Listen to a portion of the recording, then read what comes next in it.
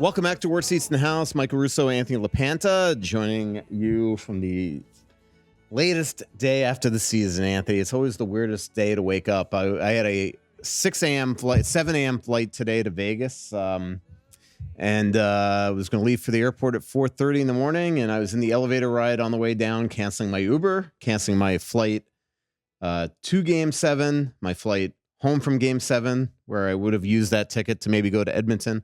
If they were going to advance to Game 7. And it's one of the weirder series that I feel like I've covered, because they've lost 8 straight in the first round or qualifying round, and yet you feel like they could still be playing. And like, I don't want to start like totally like this, but we haven't had a chance to talk about on the podcast. They probably could still be playing if it wasn't for Gustav, Nyquist, and that just sloppy offsides that cost them a victory in Game 5, plain and simple. Well, there's so much to unpack for this series, but let's first just talk about your feeling with the end of the season, because I share the same thing. And the end of seasons there's such a sudden, the end was very sudden, as they say, and you think about it. I was talking about what was that Seinfeld line? It was he was sick. It was from Fletch. And they said that he was dying for years. And he says, well, yeah, but the end was very sudden. But it is. I was thinking about this last night as I was reflecting back on the year, and you're in the same boat as I am, where for 7 months, all you think about is the Minnesota Wild. And it's, a game gets over and it's, what do you want to talk about tomorrow? Who do they play tomorrow? Who's the next game?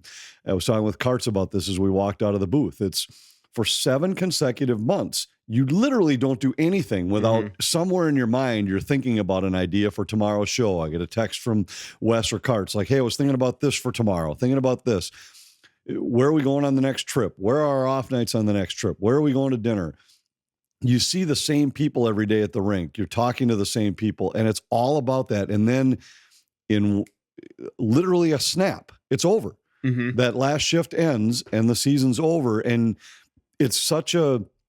And I agree with you. Like, I've had it when Patrick Kane scored that one goal, Harvey, like, takes you a second to like realize like, yeah, I'm all done. And as you walk to the elevator I was fully expecting that the Wild were going to win last night and go to Vegas. So I had packed for 4 days in Vegas because I wasn't going to go with the team to either Edmonton or LA, but we were packed to leave. We were going to fly out last night if the Wild had won.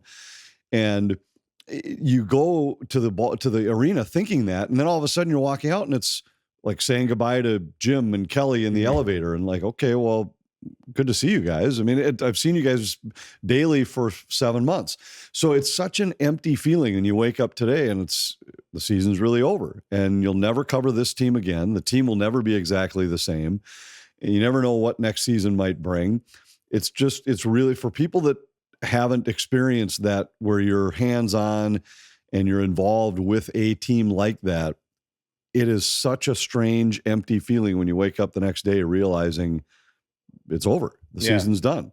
And now it's 5 months before we'll drop the puck again. Yeah, it's going to be an eventful offseason, and we'll unpack a lot of this during this show. And by the way, stay tuned to our social media. We're hoping to do one live show this month, probably in the next couple of weeks. Maybe next week, maybe the following week. It depends a lot on my travel. Because I'm not sure if I'm covering the end of the second round for the Athletic, or if I'll just take the rest of this round off and then I'm definitely covering the conference final and the Stanley Cup final. Let's go back to let's go to this to the series, like you said, because now, yes, that play is the play everybody's going to remember. I mean, for the rest of time. Right. And because think about now, there's no guarantee they win the series. Right. Let's assume. Or even technically the game, right? They had 1:15 left. Yeah. But let's just assume that Game 6 goes exactly as it went, even if Minnesota was up 3-2, which I don't know that it would have, but let's just say it did. They'd still have been on a plane last night having to win a game in Vegas to win the series. But such a gut punch. Maybe I can't think of another play. The Kane overtime winner is right up there. The St. Louis overtime winner by Edmondson in Game 1 of that series is close, because it was a game. Charlie Coyle just and Minnesota was dominant for 65, 70 minutes of that game. I can't think of another one though like this, where it was such a series swing. And I never talked to Gus Nyquist about it afterward. Yeah, they have not made him available. And it's really, I don't know. Like, I don't know if this is him or the team is saying that he's not available. So he hasn't personally declined comment. But like, if I screwed up like this, I would want to freaking fall on the ice so everybody in the world could hear it. And like, I'm sorry. Like, I know everybody's offsides. Hartman, Adam Beckman doesn't have an NHL goal because of, Foligno's been offside. It happens. Right. But this was not Hartman bobbling the puck, going parallel. No. This was a veteran that has done nothing here and has since his being brought back. That's 35 years old. That just was totally like careless. What was strange about it is it's such a hockey instinct to drag your foot if it's ever close. And he just didn't do that at all. So I don't know if he, like I said, he hasn't said anything. So I don't know if he just didn't realize where he was on the ice. And now what I've wondered about this a couple times is, number one, that you watch hockey at any level and guys, even when it's obvious that they're going to be onside, they just always drag their foot. Yeah. It's a habit, and he just didn't do that. But the second thing is how critical people are of the one mistake. There's a million different mistakes that happen over the course of a series. Without a doubt. And let's just say that Nyquist had done what he did in the Dallas series and had come in and let's say he had 5 assists in the series. Do you think people would still have the same vitriol toward him right now? Or do you think this is all building because of the fact that he did so little? I actually think they would have the same. I agree with you, but I also think I'm just asking. I think they would have the same vitriol. But this was, I go back to, this was a bad trade deadline by the Wild. It was just plain and simple. Like, you'd almost rather they do nothing. They traded for Brazeau, a guy that we immediately saw in that first game is not a great skater. He's allegedly really good with his hands below the dot, yet he didn't score one goal with his stick with the Wild. And last night could have tied the game up on an exact play. The Trenyon to Rossi goal in game 4, was it? Well, they had one in 3 and 4. Yeah, the one in game 4 where Trenyon went on the forecheck. He did the exact same thing last night, right after Vegas takes a 2-1 lead. And puts it right on Brazeau's stick, right in the slot. And it wasn't even a flub. The puck just died on his blade. And then Nyquist was at the time, statistically, the worst even strength forward in the NHL, right in front of Murat Huznadinov, by the way. And he came here and proved it. He didn't score 1 5-on-5 goal with the Wild. And it also shows you how quickly somebody could age, because that guy, it's amazing. He had, as much as I love Gus Nyquist, it's amazing he had 75 points last year. It is. And even the year before, when he was hurt all year, when he came back, he still looked like the Gus Nyquist that we had seen before. Right. He had some jump and and to trade a second-round pick in 2026 for him. By the way, now because of that, they couldn't probably do a significant offer sheet even if they wanted to. And then, to give up what they gave up for Brazeau, which I know you and I both don't care on that. The Brazeau trade to me is a non-factor because the two guys they gave up. But it becomes a factor when you, and we saw it in the playoffs 2 years ago, when a GM makes trade, you feel you have to, as a coach, play him. And there's nothing Nyquist could do to even get off his line, let alone out of the lineup. Yeah. And there was nothing that Brazeau could do to get out of the lineup. The Brazeau thing, I view differently with Brazeau because of the fact that the guys they gave up were bringing nothing to the table here. Mm-hmm. Lauko and Huznadinov, but that was not going to be a factor in this series. Mm-hmm. The Wild needed a physical fourth line in this series. They got that fourth line was actually good in the series. I know Brazeau didn't score, but he did have a couple of assists in the series. And that line was not the issue. The issue was they got no scoring from Gaudreau and Nyquist and Johansson until last night. I thought Johansson was great in game 6. Mm-hmm. But that line, when you looked at it going into game 6, Nyquist 0 points, Gaudreau 0 points, Johansson 1 point. That was the difference in this series, is that Vegas got scoring from all of their lines. Minnesota got 2 goals from Rossi. They got 2 assists from Trenyon and Brazeau. If you get that from your fourth line, plus they changed a couple games with Trenyon was third in the league in the league in hits during the playoffs. So then let me ask you a question again. Like, Trenyon was John Hines' guy. Right. How does he not elevate? Well, how do you not look? how do you not look at Gus Nyquist and say he's bringing absolutely nothing? I'm going to play Trenyon. Trenyon had this. They gave this guy a 4-year deal at $3.5 million, and he played the second fewest minutes in the playoffs. Yeah, he never elevated, even though it was very clear he was a different player all postseason. I thought that was one of that is, to me, that's a different question. Let's first just finish up the Nyquist thing, and I think the Wild, to say they had a bad trade deadline might be an exaggeration, because I think the Brazeau deal was a non-factor, and I actually think they were just as fine. They were just as good with Brazeau, maybe better in this series than. It's not a coincidence their penalty kill took off when you got Husnudinov and Lauko off of it, because those guys were a mess, and they did nothing offensively when they were here anyway. Now, the Nyquist thing, they made the deal early before the trade deadline because I think they had targeted and looked at what other guys were going to get, what it was going to take to get Nelson, what it was going to take to get Granlund. You look at what those packages were, and I think they thought, we got to get ahead of this and make a deal before those other guys disappear, and all of a sudden somebody is looking at Nyquist and offering more than what we are. I thought a 2 was a lot to give up for him at the time. We talked about it at the time that neither one of us were crazy about the addition, just with what we had seen from him when we saw him face to face. Now, the year before, he did have 75 points, and so you always give the Wild the benefit of the doubt, and that's probably what they're thinking is like, right, put him on a good team, right? Like, how can you lose such a step in 1 year? And the fact that they had seen him the end of the season before, liked him as a person, liked his presence around the room, and he was good in that playoff series against Dallas. So you can understand why they made the move. I just thought it seemed like a strange addition for a guy that looked like he was off all year, and it turned out he was. He just wasn't the same player when he got here. But by the way, aside, can I just say one thing? This is why I'd be careful signing Brock Nelson this year. Same age, it could change like that. Yes, like you can. Father Nelson's Time a different player, though. But Father Time does not discriminate, and he's 34, turning 35, I believe. And I just feel like if you're going to give him term, you better be freaking careful. Like, it just and it's not like he's been great in Colorado. No, it hasn't been great in Colorado, but he was really good the last 2 seasons with New York. And he's a different player, different role. But let's just wrap up the Nyquist thing, which is, it was the one thing that surprised me about the way, and I think John Hines has been really good all year at having a handle on who's going that night and moving guys around. And I was a little bit surprised that, especially in some of these games, and I have a theory on it, but I was a little surprised he didn't go that way, the way you're talking about. I would have loved to have seen Rossi play with Trenyon and Foligno and throw Johansson up with Zuccarello and Hartman when Johansson was clearly going like he was last night. And just be a little more willing to say, hey, look, this guy's just not bringing anything, and let's move him down.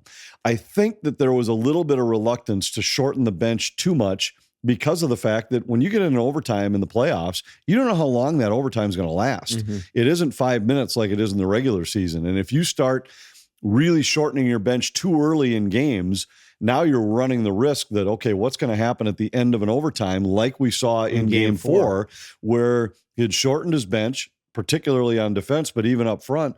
And as that overtime was winding down, the Wild looked tired. So I think there's a little bit of that, but I always hate to second guess, but this is one spot that even during games, I just thought, boy, I'm surprised that we're seeing as much of a line that is bringing so little offensively and less of a line that I think had some shifts that changed momentum in games. And I thought Yakov Trenyon was great in the playoffs. And actually it was interesting to think back that you had a conversation with Barry Trotz sometime a couple months before the season was over, meetings. And he had made the comment, like, wait till the playoffs to judge this guy. And I think he was right on, because Trenyon was an impact player in this series and probably could have been a bigger impact player. And that'll be something the Wild will have to reevaluate as they go forward. Yep, I agree. Let's talk about Rossi. We talked about him a lot on the last show, and just the way that they were using him and things like that. I will say, I don't know if they're going to feel validated, vindicated, what, but if you look at a couple of the pivotal plays in the series at the end in games 5 and 6, he had his fingerprints all over it. I don't blame him for the double minor. That was a veteran move by Brady McNabb. Unfortunately, even if they reviewed it, it's going to be a penalty, right? It's his stick. They're not going to take it away. And it was going to be a double minor. But because what are the for such a disciplined team this season, the fact that 2 double minors in this series turned the games upside down, the Boyum and Rossi. But then you look at the winning goal in Vegas in Game 5. He is totally out of position. He doesn't engage after the puck battle, after Bogosian F's up, and then obviously doesn't intercept the pass going to the front to Brett Howden. And then last night, again, he is elevated. He's playing with Kaprizov and Boldy on the winning goal instead of Eriksson Ek. And who's the guy that doesn't close fast enough on Brady McNabb before that pass? It's Marco. This is the type of stuff that clearly is probably why they didn't, he was -9 in his last 12 games. Like, this is probably why they didn't trust putting him in big positions. I don't know if I'm willing to go the route that it was deserved that they didn't trust him, but I think a lot of it was playing with his head and things like that. But, yeah, this is going to be a huge story this offseason because I don't think he's happy. I know the Wild are probably motivated to trade him even before this.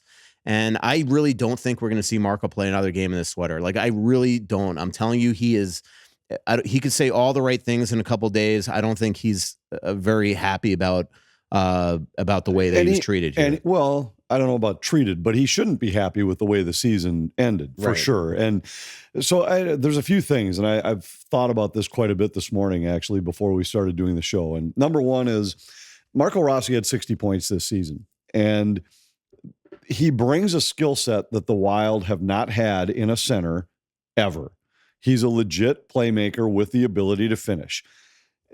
I got tired of hearing people say that, he's too soft, too weak. He scored more goals within 15 feet of the net than anybody on the Wild roster by almost double what Eriksson Ek had. Now, Eriksson Ek was hurt part of the season, but if you even break it down per 60 minutes, he exceeded Eriksson Ek. He's willing to do that. Number two is that when he was demoted in this series, and he was demoted quickly, it was after Game 1, goes down on the fourth line. In Game 1. Or goes down to the fourth line to play with Yakov Trenyan and Justin Brazeau, who, you've made your opinion clear on Brazeau, and Trenyan, for what he did bring, is not exactly an electric scorer. And yet Rossi went down there. I think back to so many of the conversations we had. How can you tell if Murat Husnadinov's any good if you're playing him on the fourth line? Well, Marco Rossi went down to the fourth line and scored goals in back-to-back games. And there's something to be said for that. He didn't disappear when playing with those guys. He still scored twice. Yep. And in very few minutes and almost zero opportunity chances. It's not like he's playing with playmakers, but he scored twice. So you got to give him credit for that. 60 points during the season, you have to give him credit for that. There were certainly shortcomings. And he was all year a guy that you'd say was responsible defensively, even if maybe not as rigid. And that was exposed in this playoff series. He was often in the right place, but just not strong enough in battles. But what about the pace? Like, that's where they, I think, really don't. But here's what the last point of this is going to be. And I talked with Wes Walls quite a bit going into this series. He made the comment last night on our postgame show that there are players in the league that have that little it factor that allows them to elevate their game by the 10% that you have to be able to elevate when you get to the playoffs. And his point last night was that Ryan Hartman has proven to be one of those guys that just has that next gear, that next level when the playoffs start. But now think about this. It can't be overlooked, shouldn't be overlooked. This was Marco Rossi's first trip into the playoffs. And I think what we saw last night is he didn't elevate his game that 10%. But 6 games, still had 2 goals and an assist, and largely playing on the fourth line. Kirill Kaprizov's first playoff, 7 games, 2 goals, 1 assist. Matt Boldy's first 2 playoffs, 12 games, 1 goal, 3 assists. Ryan Hartman's first 3 trips to the playoffs, 18 games, 2 goals, no assists. Now look at what those guys have done as they've had another taste of the playoffs. Kaprizov has 18 points in 18 games in the last 3 playoffs. Boldy this year was a very different player. Had, 7 points in 6 games. Ryan Hartman's last 3 years in the playoffs, 16 points in 18 games. I think you have to allow a little bit of forgiveness to Rossi to say, this was the first time you ever experienced what that's all about. And it took every one of those other guys a second trip to the playoffs to figure that out. And maybe it's a little bit too quick to judge, to say he didn't have it, he wasn't competitive enough.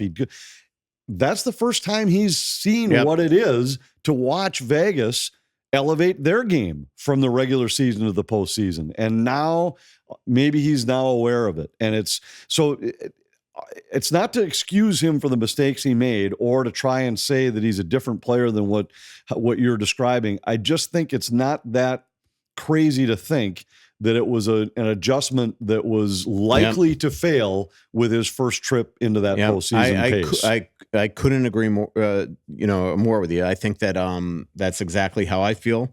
But we're not in the front office. And we're not on the coaching staff. And the difference between what you just said and all those guys is that he's the one that has to be re-signed this summer, where the other guys didn't. The other guys didn't, that's for sure. And Boldy was younger, his first two trips. Kaprizov was about the same age as Rossi right now, his first trip. It's decision time with him, and I just think... No. I'm not trying to guess what the Wild is going to do. I'm just saying, as I look back on it and evaluate it, I just think there's a little bit you have to remember that it just didn't... Kaprizov didn't look like Kaprizov now, his first trip. Neither did Boldy, neither did Hartman, and those were the three guys that were maybe Minnesota's best three forwards in this series, and none of them, their first time in the playoffs, went in and carried through what they had done in the regular season into the playoffs. Yeah, great points. We'll be right back. The weather is warming up, and that means it's time to put your augers away, and it's time to grab the boat. Let OnX Fish help you find the next best bite. The Fish app offers the most comprehensive fishing tool for increasing your success. Use the Fish app to find new places to fish and sort lakes by species, abundance, trophy, and keeper potential. OnX Fish also shows you hotspots, lake-by-lake regulations, and private and public land ownership information. Download OnX Fish on the App Store or go to onxmaps.com/fish to get more information about the app that is changing the game. If you're looking for a refreshing THC drink, well, check out Giggly. It tastes like your favorite cocktail with no aftertaste and just pure, bold flavor. It's made with real fruit juice and all natural ingredients. It's a Minnesota-made gem. You can find it at liquor stores and Quick Trip locations across Minnesota, or get it shipped nationwide. Plus, with a new low pricing and low-calorie options, it's the perfect guilt-free sip. Try Giggly today. Welcome out to Worst Seats in the House. Michael Russo, Anthony LaPanta, coming to you from Shoreview. And again, pay attention to our social media for our next live show. It could even be next week, so make sure you pay attention to the Talk North X account and Instagram, and also Russo Hockey and Anthony LaPanta. Where do you want to go now? Let's talk about Foligno and before we go to Boldy and Kaprizov, let's talk about Foligno and Hartman. They're outstanding, unbelievable. And Marcus Foligno looked like freaking. He looked like he just like that play he made last night. For the two of them with their relentlessness all series, like the way that Hartman, the way Hartman individually scored that goal in Game 5 that was overturned.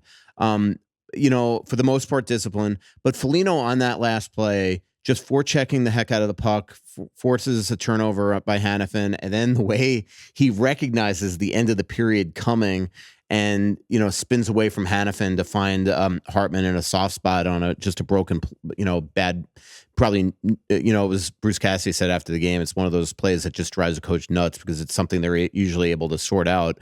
But, they just all series long, like Foligno just brought it. Yeah, and Hartman just brought it. And Hartman, for me, I thought his game was different from the time he came back from the suspension, but he elevated in the playoffs. And it also would probably be a little bit maddening when you'd say, this is what's possible for this guy. Where was it for 82 games? Where was it for 82 games last year? But now he looks like the guy who scored 34 a couple of years ago, all of a sudden, when the stakes were the highest. He was drawing penalties. He was antagonistic without crossing the line.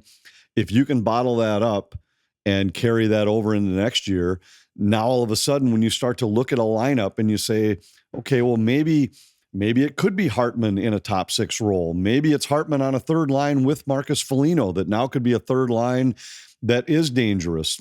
Go back to the Grief line a few years ago, and maybe he could fill that role for you. Foligno, I just think, had a terrific year all year in every phase, in every part of the game, was huge on penalty kills, physical but yet disciplined, a leader on and off the ice, a guy that proved he has a little bit of ability to score too, hits with a purpose. Like, he wasn't just running around piling up hits in this series for the sake of hitting. Knows when to pull off the hits. Exactly. And his hits created scoring chances all series long. His play in the final seconds, this game, in game 6, on the forecheck, where a lot of guys just coast in as the final couple seconds wear off, and it leads to the Hartman goal that tied the game at 1. I think those guys were outstanding. And those guys showed something that would leave you optimistic about where they might fit next year. And, we've talked about their contracts and everything a lot, where it's in a vacuum. Both of those guys at $4 million, every team in the league would grab a guy like that at $4 million if they can play like they played. If Hartman can play like he played in this series, and Foligno can match what he did this year. Hartman, we talked after the 8-game suspension that it really obviously put the Wild in a big time bind, just because of their cap situation, and made them shorthanded in myriad ways and things like that, because they couldn't call up guys. And it put him in a spot where I think Hines and Guerin both were like, enough's enough with this guy. That's what I wanted to ask. So, like, I think that you and I both talked about how this was probably going to be leading to him getting traded this offseason if they could move him. Now, do you even consider it? I mean, Well, we got Phil is on patrol here. Apparently, we've got some major issues going on in the Shoreview neighborhood. Phil. There it is. Yep, it's just that Margot came home. Phil had to make sure she was welcomed. It's always a tough question to answer when you say, would you consider it? Because if somebody blows you away with an offer, you consider it. But I don't think he's a guy now that you'd be out shopping. I think what they saw from him down the stretch and in this playoff could be something in a postseason meeting to say, hey, look at what you were capable of doing when you played the game this way. How about we have a great offseason, come back next year in the best shape of your life, and let's see if we can't do this for 82 games. And let's see if we can't rediscover the Ryan Hartman who scored 33 at even strength a couple of years ago. Yeah. And maybe all of a sudden he's a guy that you consider playing in a role higher in your lineup. Yeah, I agree with you. I think that he showed everybody why Bill Guerin had such faith in him and things like that. This past 2 seasons ago. Spurgeon and Brodin, obviously they both showed how important that they are to this lineup, but they also are 2 defensemen that suddenly they have no trade protection that they've previously had much lightened. Brodin has no trade protection after July 1, and Jared Spurgeon's no trade clause becomes just a 10 team, meaning that he can go to 21 others. Do you think that they would consider moving these guys, considering how much money they make? We know how important Brodin is to the lineup, but he's 31 years old, and it's gotten to the point where you can almost guarantee that he's going to miss 25, 30 games a year. And then Spurgeon, I think, had a great year, but he's 35. And they've got to, they just gave up a load for David Juracek. They got Zeev Boyum coming. You have Brock Faber, who's obviously the future cornerstone defenseman on this team. What do you think happens there? I would not. And there's a couple reasons. One is that, yes, they've missed some games, but it sure feels like the last couple, it's been kind of freak injuries where it's a blocked shot leads to a broken bone. Well, that isn't necessarily like a deteriorating injury where it's coming back over and over again. And when you look at how much they leaned on Brodin down the stretch, some of those nights where he and Faber played 32, 34 minutes, doesn't look like a guy who's slowing down in that way. And you look at this series, there were a lot of things in this series that if you would have told me going in they were going to happen, I would have said then the Wild win the series. And one was, if those defensemen were able to handle the big, heavy forwards of Vegas, the big heavy forwards of Vegas were a non-factor. I mean, until Game 6, Eichel and Stone did nothing, and they were playing against Minnesota's top 4 the whole series. Jared Spurgeon, a +6 going into last night's game, which was third best in all of the playoffs. Brodin and Faber shutting those guys down. I mean, Eichel had 1 even strength assist through the first 5 games, and most of that's against Faber and Brodin. I just think those guys showed, and, you know, I know there were some, this is just typical of the Wild. They can't handle the big physical guy. Vegas couldn't get to the inside against Minnesota. That was this what was so frustrating about series. The Mark Stone goal. Is that the first time we saw something like that? Right. I mean, other than on the power play when you've got 5-on-4 and they occasionally had guys free on the power play, they did nothing to the inside. Bruce against Cassidy the Wild. talked about last night talked about how good the Wild were keeping them from getting to the middle all series. And then, obviously Stone has the great game yesterday. Let's talk about Kaprizov and Boldy. Obviously huge series. But it did feel like the last 2 games they started. I don't know if it was the minutes that caught up to them. I don't know if it's, they went head to head against like that. When they put Karlsson back on that line with Stone and Eichel, you're talking about 3 Selke type guys. I know that Jack Eichel before this year was not considered Selke worthy, but this year he absolutely was. Stone has won Selkes, and we know Karlsson is one Selke. He's also one of the best defensive forwards in the league. And it just felt like the last couple games that Kaprizov or Boldy just couldn't create the space for themselves to score the way that they did early in the series. It was a big-time matchup between 3 elite forwards on both sides. And you're talking about 3 guys that on each team that are guys that, Kaprizov ineligible, obviously, but these are guys you watch in a tournament like the Four Nations tournament they're the go-to guys in those spots. And I don't know that it was the minutes that caught up with those guys, because really it was the first game all series where Eichel was any part of a factor at 5-on-5. I mean, going into Game 6, Eichel and Stone were a combined -9, and Kaprizov and Boldy each have 5 goals. I think what we saw from Kaprizov and Boldy was 2 guys that have the ability to, as we were talking earlier, elevate their game in the playoffs. Boldy was a different player, absolutely dominant. And, last night the puck didn't find him. The puck didn't go in when they had chances. But this would go back to one of those areas of the game where if you had said going into the series that Minnesota's top line was going to produce at the level they did compared to Vegas, you would have said Minnesota wins this series, because I thought going in, Gus had to be better than Adin Hill, and he was. Minnesota's top line had to at least match Vegas's top line, and they exceeded them by almost double. And then the third was I thought they had to be at least close to even on the special teams, and they were for the most part. The Vegas will be slightly better with their power play, but remember, one was an empty netter. 2 of them were scored when they had 4-minute double minor power play opportunities. And that doesn't dismiss it. Their special teams were better, but it wasn't by the wide margin that we saw in the Dallas series or the St. Louis series, where you walked away saying Minnesota might never kill another penalty again in franchise history. So they did the things I thought they had to do, and yet they still lost the series, which is why this series just feels so different at the end.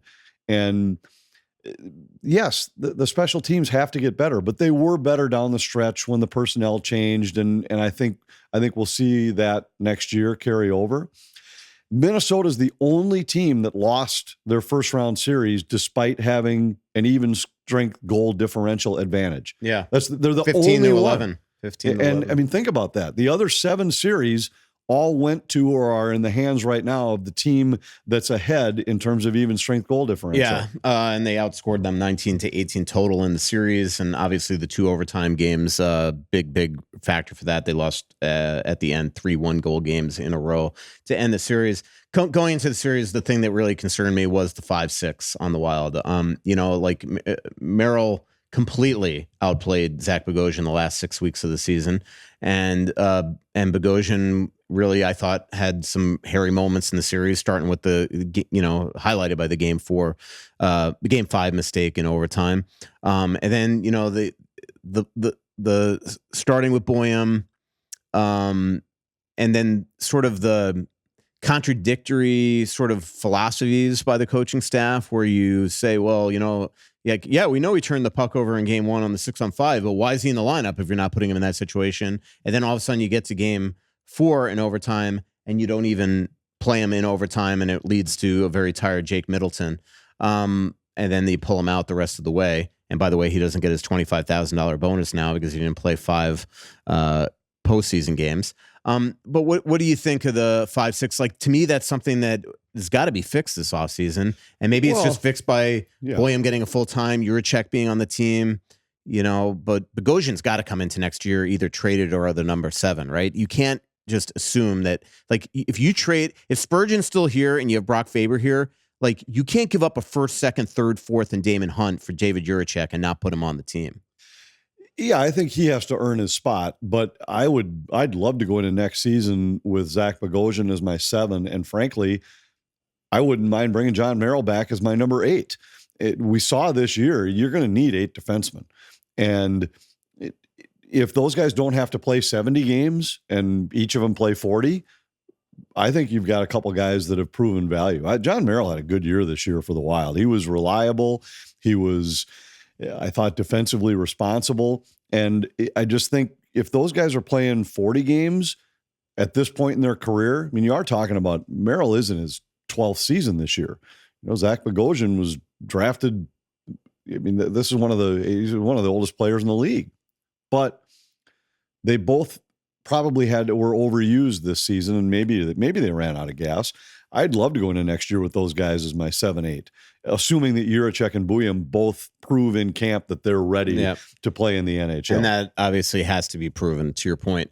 Can I interrupt for a second and ask why Margot's taking videos and pictures and where this is going?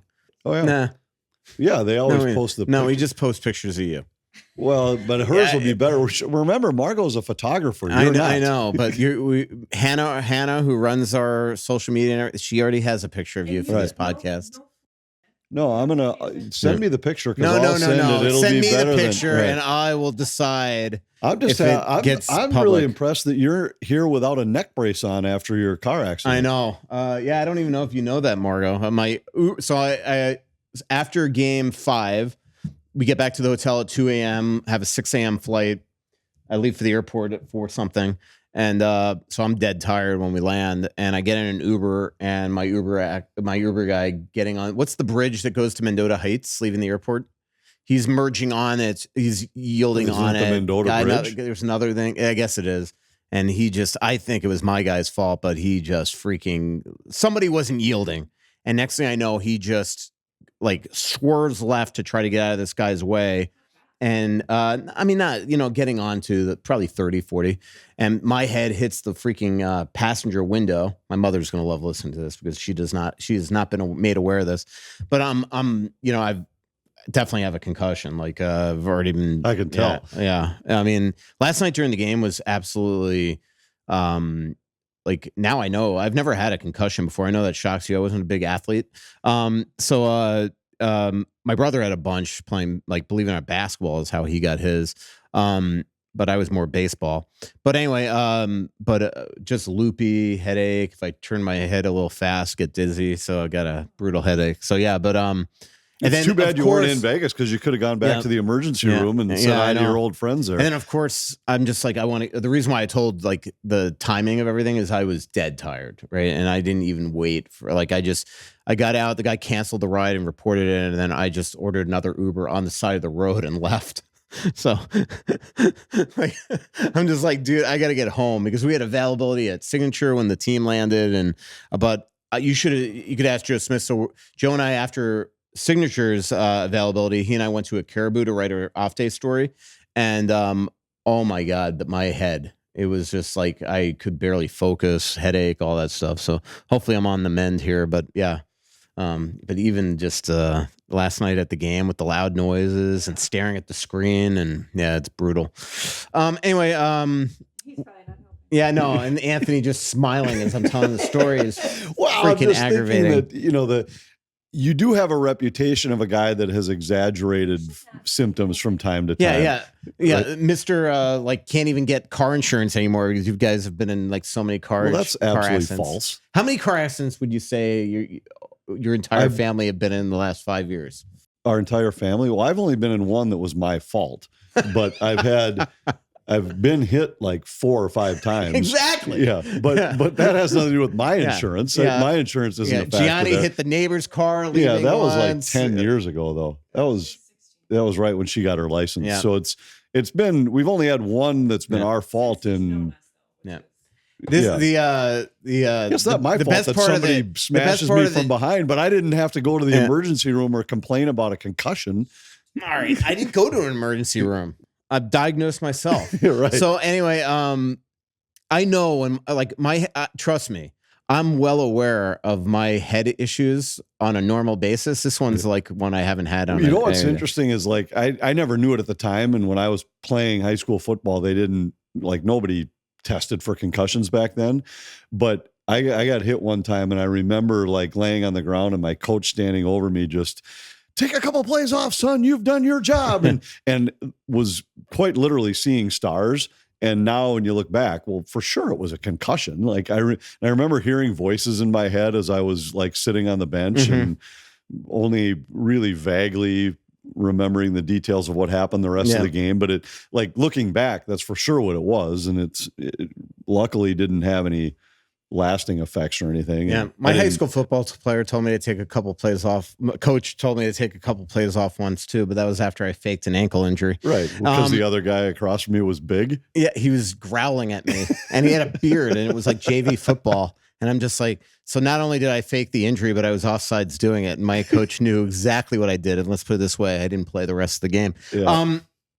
Just a quick wrap up of the Gianni car accident in front of your house. That was the same day that that your other daughter, Ariana, was trying to get a new phone because she dropped it in the lake. And then Gianni calls and says she got in the accident. She immediately realized. And Ariana looked and was like, oh my God, there's no way I'm getting a phone replaced. Yeah, exactly. Let's take a quick break.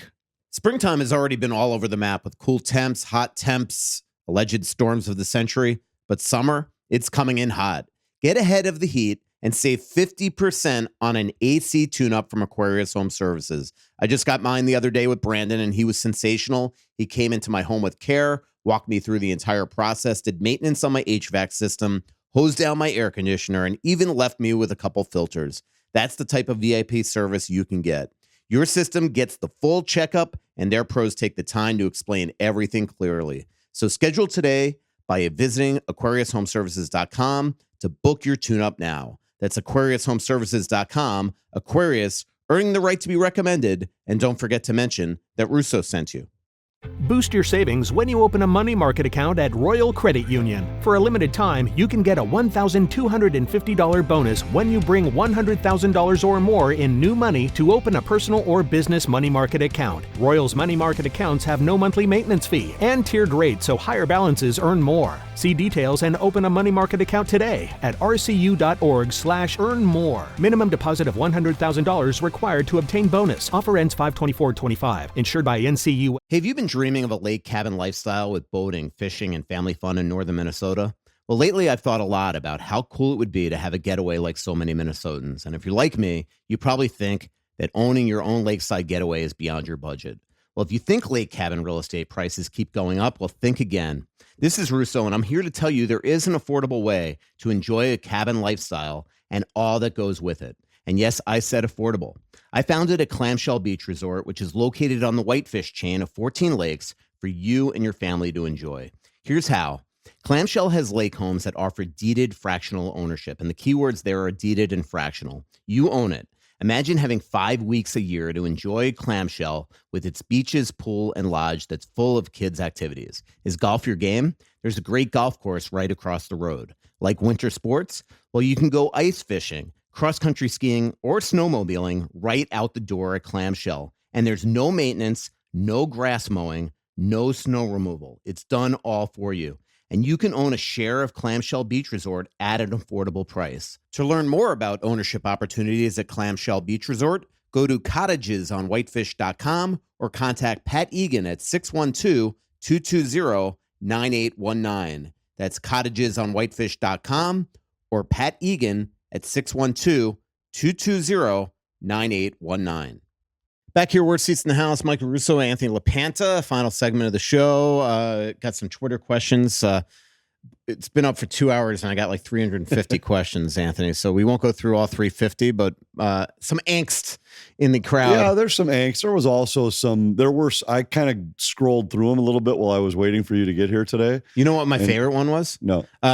Does Anthony LaPanta wear a wig, or is he just naturally blessed? You are blessed. Well, that's true. I haven't heard that one for a while. I used to get the nice toupee LaPanta shouted at me all the time. I'm staring at it right now. It is you're naturally blessed with it's no toupee. It's not a wig. Toupee. And you don't even use hair gel. Well, I do use a little bit of hair gel nowadays because I've been cutting it shorter. But there were two things that were funny to me. One was that the people used to yell nice toupee on social media. I remember one guy posting one time that we must have several different toupees because it looks different all the time. And I was like, yeah, so I've got 6 or 7 of them so that, it's windy today, I'll wear my windy one. But the other one was, so literally I'm at Target Field one day doing a Twins pre and post game show. And this guy comes up and screams, nice toupee LaPanta. My barber just happened to be standing there with his son. They had stopped by to see me at the game. And I kind of looked at the guy and I said, do you think it's a toupee? And he says, yeah, nice hair, LaPanta. And I said, well, why don't you talk to him? Because he's the guy that cuts it. And my barber just laughed his ass off because he's, so I get in the barbershop the next time and all the gang at Cope's, he tells the story. And I said, yeah, so you see how lousy my haircuts are? This guy thinks it's a toupee. And I gave him the opportunity to critique the guy that's responsible for cutting it. That's pretty good. All right.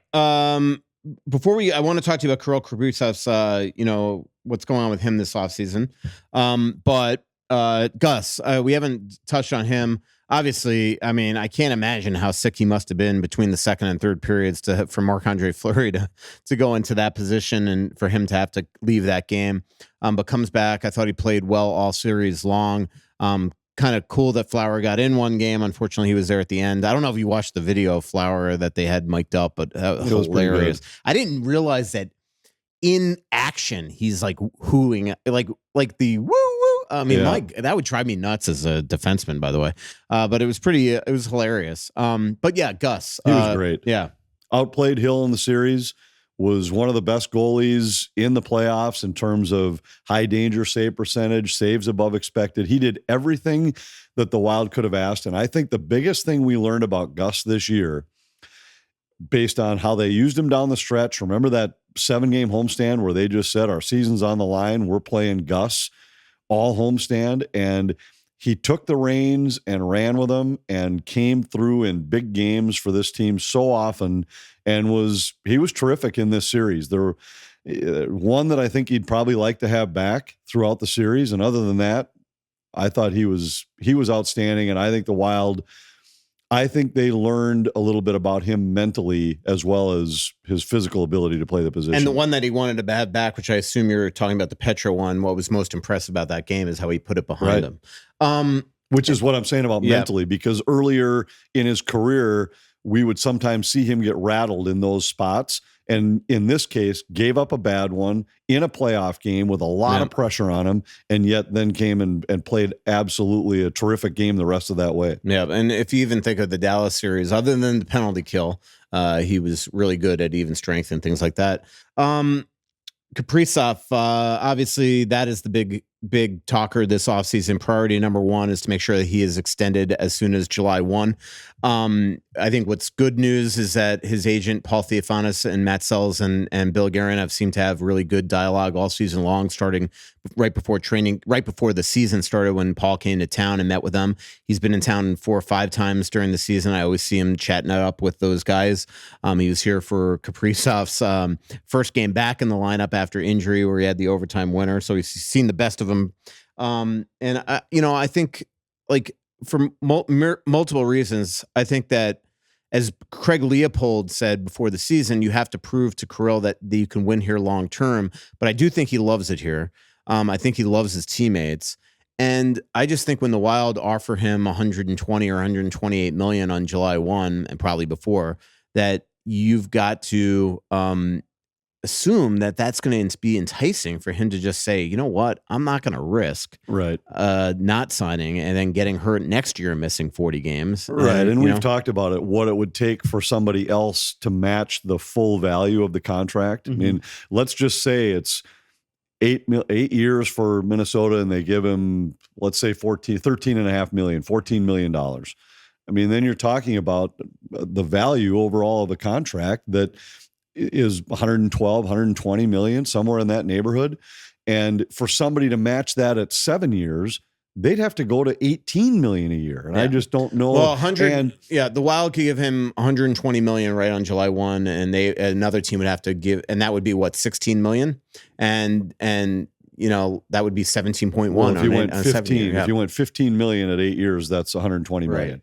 So if you do that, 15 at 8, if somebody else to get to set, and you're taking the risk that in that next year something happens, and why walk away from that? I believe that he looks around this team, and when you start to look, Eriksson Ek might be on the best contract in the NHL. He's going to be here for 4 years. You've got Matt Boldy, a budding star. You've got Brock Faber, a budding star. Like, you've got Urov coming. You've got, the potential. If you don't have Marco Rossi, you've got somebody like him at about that same age level in your lineup.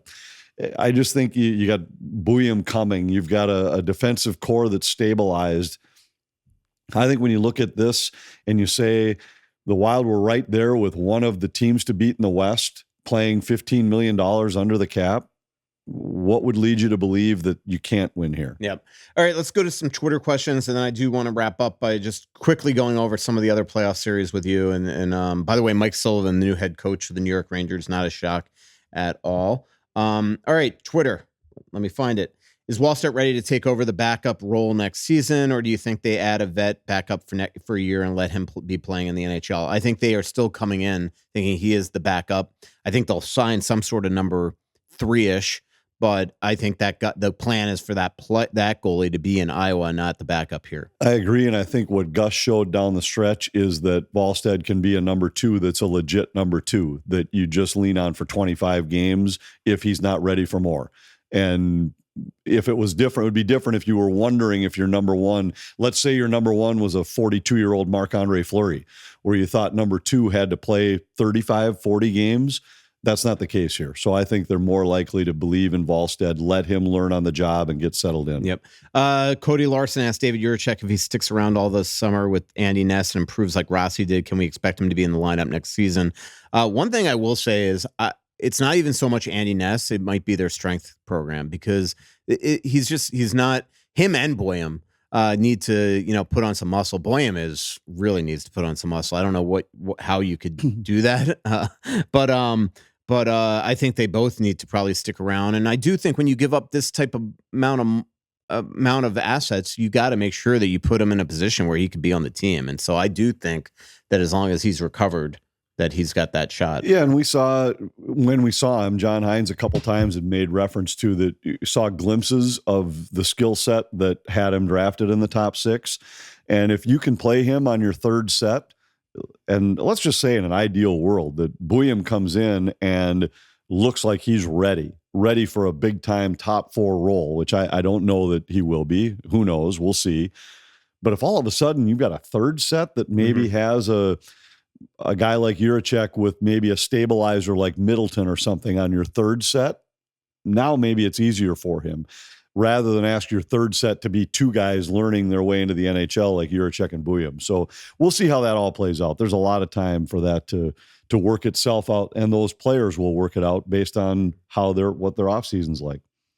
There are a couple that caught my eye. It's interesting. They're different than the speculation about next year. One is the NHL. There was a question about would the NHL consider changing the offside challenge rule, and obviously they're going back to Nyquist, and I had so many people that made comments to me along the way like, this is not what the spirit of the challenge was supposed to be. It was supposed to be egregious offsides or offsides that led directly to a goal. I was actually talking to Mike Modano about this last night during an intermission, and I said, who gets to decide? Yeah. Like what's egregious and what's not. Who's an impact on the goal and who's not. I mean, once you went to where you were going to review it, it now is 1 inch offside is the same as 3 feet offside. Offside is offside.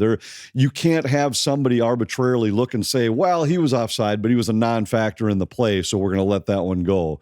There's just no way. And Wild fans, when Paul Stastny in 2014 was offsides on a couple game-winning goals in that series, I don't think that Wild fans felt like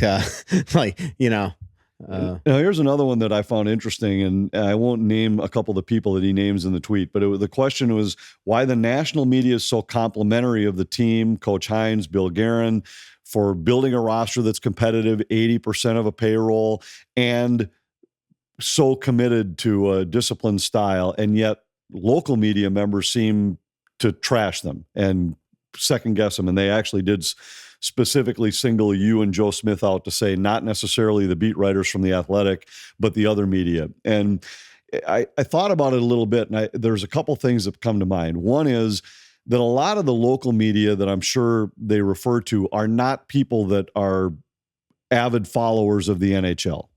They're guys that they're not around a team and probably aren't quite as informed as some others. But the second thing is, we've talked about this before. You go to any fan base in the NHL, and there's a couple things they're always talking about. One is how many soft goals their goalie gives up, and two is how they don't shoot it enough on the power play in every single market. And it's because that's the team they watch every night. So they see the flaws. And in fairness to some of the local media members, number one, when you quickly, in a knee-jerk fashion, voice your displeasure, the same voice of a frustrated fan, with really no repercussions or understanding of what went into that decision, it gets attention and it gets traction and it gets clicks, it gets followers, it gets likes. When you can just sit on your couch and say, well, this guy sucks, he doesn't shoot the puck enough on the power play. Well, that's not quite that easy. And we've talked about this so many times that when you watch a goalie play 82 games, you see all 10 soft ones that he gives up. You watch a goalie, you don't see the one that the other team gives up over the course of the night. So I think there's a little bit there where it's, people that are around the team more are not the people that are looking at this and second guessing every decision or questioning where this team is headed. I think the national media is an interesting perspective from this tweet, is that when every set of broadcasters come in and they talk about, wow, it's amazing what this team has done this far underneath the cap. Kaprizov and Boldy look like dominant players. Faber looks like a stud. Gus looks great in goal. Boy, this team is so disciplined. Their defensive structure is so tight. That's what somebody who watches every team in the league thinks. So sometimes it's the people that are that live in more of like a bubble where the Wild are the only team they watch. They tend to be more critical. So I hope that answers the question that the fan asks. I don't disagree. The only thing I will say is that, every time you talk about anything with the Wild, you can't always, and by the way, they're, 14, that's true. And so you can't do that every single time. And when these guys come in seldomly, they're looking at it from a big perspective and they're saying, wow, it's amazing the Wild are on par with the Vegas Golden Knights, if not better in a lot of these games. Playing $15 million below the cap. And that's kind of my point, is that the people that are around it every day, they forget sometimes to look at it from that.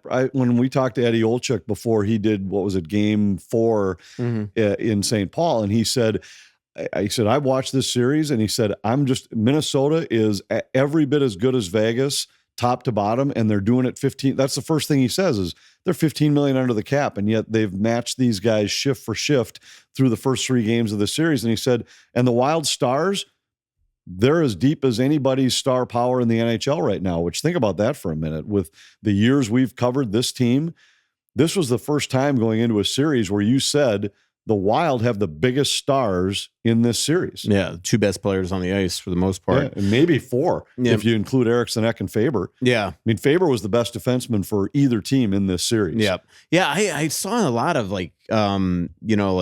weirdness. I know that Faber didn't score, and he didn't, I don't think he had a point in the series and didn't have a bunch of shots, but from a cornerstone defenseman standpoint, to defend the way he did, obviously he made the one mistake on the one goal, but that goal happens he doesn't react right away by retreating, but that goal happens. It was a super long shift for Kaprizov and Eriksson Ek, and they just didn't back check. They didn't have the energy, the pace to back check on that Stone to Eichel breakaway. But Faber probably needs to get back right away. Yeah, and that play is interesting. As I went back to think about it, if Kaprizov doesn't dive and he keeps skating, I think he dives because he doesn't have the legs at that point. Right. And so that was it was a minute 15 shift for him. And so him going all or nothing. Now he misses it by an inch. So think about this series. He kind of pushes it. Nyquist offside by an inch. Kaprizov, if he's 1 inch further and he gets his stick on that puck, that it never happens. But I was just wondering, if he keeps skating, there's a chance that he's able to prevent Eichel from going across to his forehand. You know what I mean? Because I don't think he catches up with the play, but he might at least have been able to take away that move and keep Eichel on his backhand. He went for the all or nothing play and came up just short. Terrific play by Stone, and that shouldn't be overlooked.